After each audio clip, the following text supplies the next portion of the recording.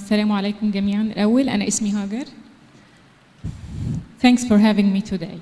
When Zonules retire. We have two cases today. Our first patient, 34 years old female patient, presented with gradually progressive diminution of vision in her both eyes. She only had retinitis pigmentosa. On examination, her visual acuity was 0.05 in both eyes, and she had dense posterior subcapsular cataract on slit lamp. So the decision was to go for phacoemulsification surgery, and the only observation during surgery was a slightly altered behavior of anterior capsule during manual rhexis, more like a fibrosed capsule. Anyways, both surgeries went fine, ended up with implantation of single-piece hydrophilic acrylic IOL in the bag. Okay, a few days later, her visual acuity improved to 0.2, and to our surprise, in less than a month after surgery, after that visit, she developed a sudden drop of vision in both eyes.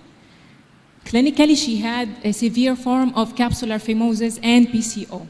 This is her on that day. You can clearly see the severely narrowed anterior rhexis plus the tilted haptics in both eyes. Okay, so this was managed by YAG capsulotomy for anterior and posterior capsule, and she regained her visual acuity. This is her yearly post intervention, and she regained her visual acuity. Our second patient, 87 years old male patient, presented with sudden drop of vision in his left eye with no history of stroma. His ocular history was only positive for phacoemulsification surgery 4 years ago. On examination, his visual acuity was only counting fingers, and on slit lamp he had subluxated IOL within a fibrotic bag.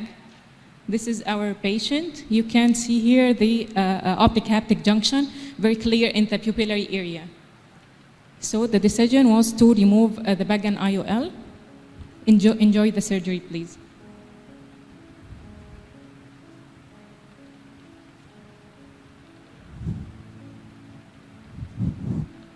Gently trying to retrieve the bag and IOL into the anterior chamber, you can notice the fibrosis all over the bag and slightly extruded IOL.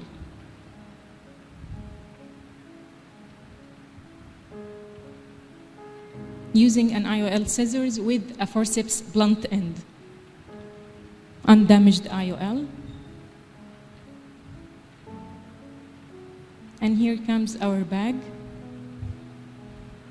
Contracted, fibrotic, and intact.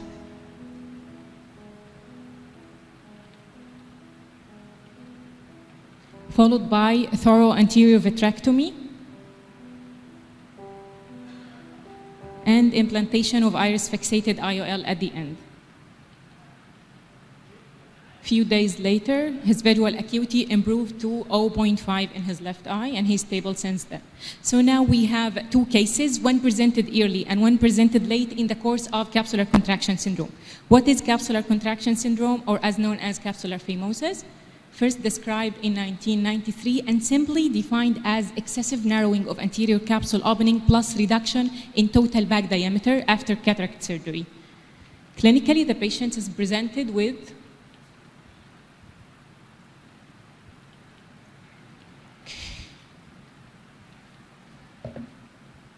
simple narrowing followed by total bag contracture and IOL tilt, bag IOL subluxation, and finally total bag and IOL dislocation, anterior or posterior. What is really interesting here is the widely varied rates of progression among different patients. As you can see here, our first patient developed this stage in less than a month, but our second patient took him almost 4 years to develop total subluxation.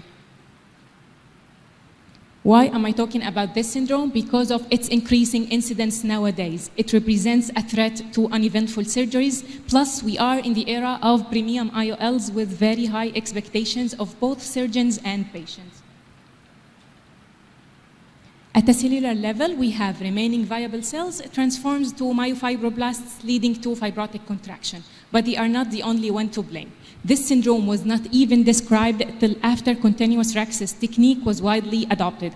As you can see here, those radial tears used to distribute the sphincteric effect of fibrotic contraction. But now with this perfectly made circle, unfortunately, it enables this contraction. In almost all reported cases with this syndrome, they all have at least one risk factor for zonulopathy. So how to avoid such a devastating condition? I'm only sharing a few intraoperative measures to follow. First, anterior rhexis remodeling or fashioning was studied in those patients, and the recommended size is 5.5 or even 6 millimeter in diameter in order to reduce the risk of this condition.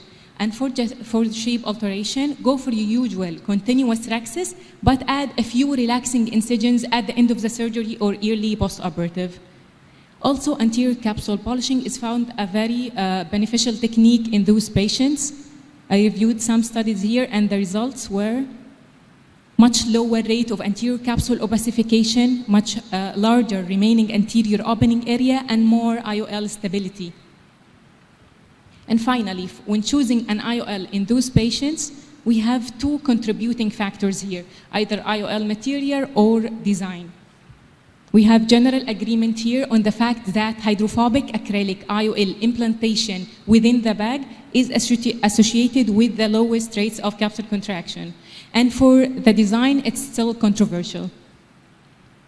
So to sum up, high-risk patient for zonulopathy equals high-risk patient for capsular contraction after cataract surgery. You can reduce this condition using those techniques.